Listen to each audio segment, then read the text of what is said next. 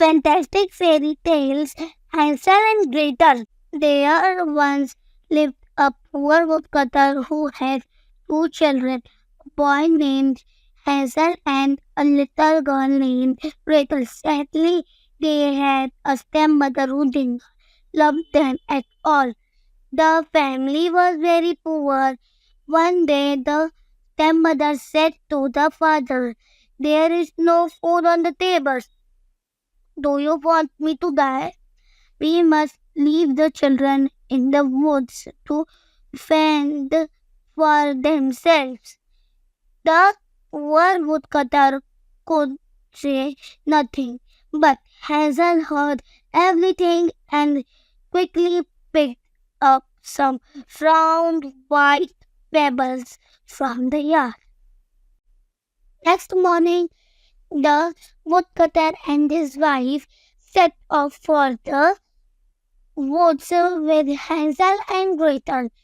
The heartbroken father hoped that his children would survive the terrible woods.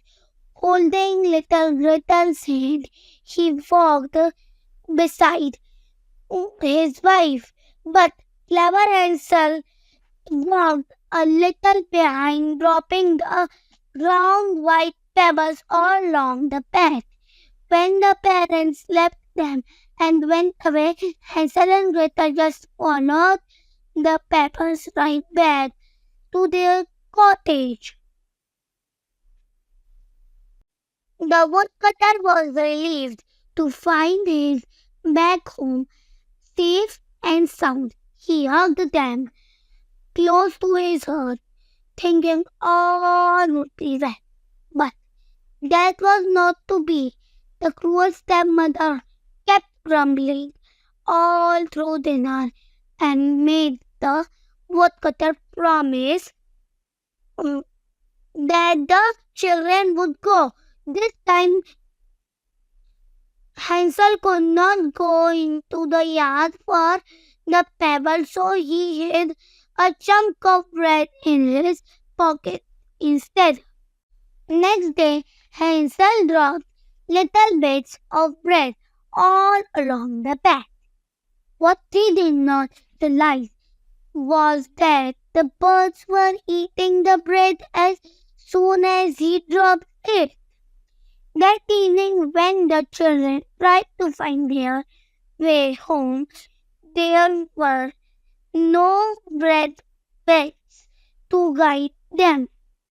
Hopelessly lost and scared, Hansel and Gretel spent a dark, dreary night in the deep woods. Hoo, hoo, hoo. Strange sounds frightened little girl, and she held on to her brother. "Don't worry, sweet Gretel," Hansel said to her. "We will definitely find our way back in the morning." When Hansel and Gretel woke up next morning, they saw a strange little cottage right in front of their eyes. It seemed the cottage was a giant cake, and indeed it was a giant chocolate cake. The walls were studded with candies and lollipops stored for chimneys. The window panes were made of frosting, and donut flowers grew all around. There was licorice and lemon drops, chocolate bits, and maple syrup. The children broke off bits and began to eat hungrily. "Ah!" exclaimed an old woman coming to the door, taking the children by surprise. "Oh, do come inside, precious little ones. There are delicious pancakes for you inside the gingerbread too." Soon Hansel and Gretel were seated at the old woman's table, eating the best meal of their lives. They were so happy to have found the cottage and thought the old lady to be very kind. The old lady was a really terrible witch. She used 10 little children with her magic cottage. Then she would fatten them up and cook them. She cackled as the children slept. This boy will make a delicious meal when he's all fattened up. The witch threw poor Hansel into a cage and stuffed him with all kinds of food day and night for many days. Little Gretel was made to scrub floors and do all the household chores without a minute's rest. Then one day the witch decided it was time to make a meal of Hansel. Bring me the turnips and the carrots, you lazy girl, she screamed at Gretel, stirring a cauldron of broth.